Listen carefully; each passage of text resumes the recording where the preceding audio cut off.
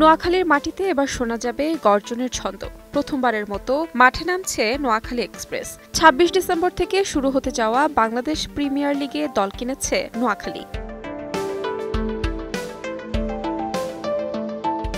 দলটির সঙ্গে যুক্ত হয়েছে বিশেষ চরিত্র ব্যাচেলর পয়েন্টের কাবিলা অভিনেতা জিয়াউল হক পলাশ। এবার তিনি শুধু দর্শক নন, দলের ব্র্যান্ড অ্যাম্বাসেডর হিসেবেও গ্যালারিতে উপস্থিত থেকে সবাইকে মাত করবেন।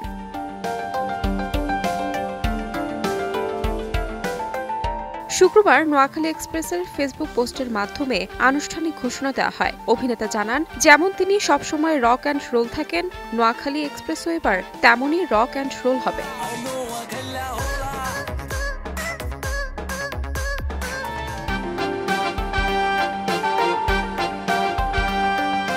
ব্যাচেলর পয়েন্টের কাবিলা এবার বিপিএলে নোয়াখালীর পাশে। ভক্তদের মনে এখন একটাই প্রশ্ন, কাবিলা কিভাবে পারফর্ম করবেন গ্যালারিতে, আর তার রক অ্যান্ড রোল স্টাইল মাঠের উত্তেজনাকে কতটা জ্বালাবে। তাহমিনা তন্নি, সময় সংবাদ।